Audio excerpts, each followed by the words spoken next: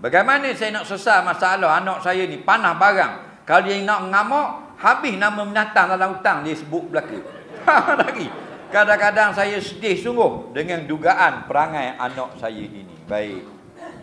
Anak dia ni jenis kalau nak marah nak dia habis binatang tubik. Kangaroo, zirafah, badak air, badak sumbu habis sebut nama-nama binatang. Hang lagi ni Afrika, binatang Mongolia habis sebut. Nah, dalam zoo sebut belaka. Jadi pening pada mak ayah. Dengar baik-baik. Itulah ujian. Faham tak? Hidup kita ni mesti diuji. Kalau tak uji, tidak naik martabat. Ahasiban nasu ayyutraku ayyakulu amanna fahum la yuftanun. Adakah manusia itu menyangka mereka sudah sempurna iman, padahal kami belum kami belum uji mereka itu lagi. Allah test kita. Orang yang paling susah, yang banyak Allah uji, siapa? Orang yang paling dia sayang. Siapa? Nabi-nabi. Asyadul bala al-anbiya. Paling banyak aku uji nabi-nabi. Siapa kena uji, tanda Allah sayang dia. Nampak? Tu kena pegang hak tu se. Nombor 2, berobat.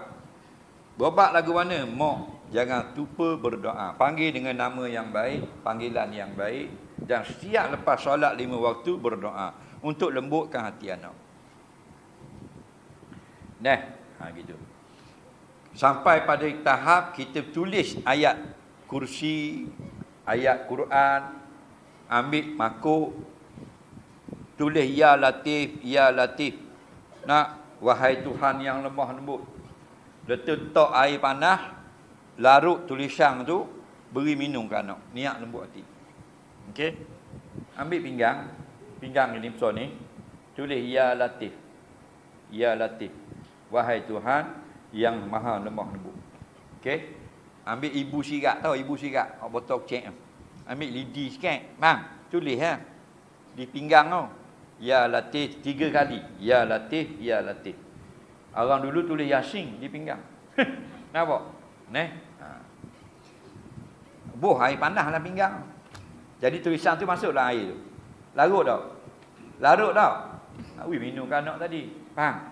Niat lembutkan hati dia. Itu semua tu perubatan tip nabawi yang dibenarkan dalam Islam. Tak?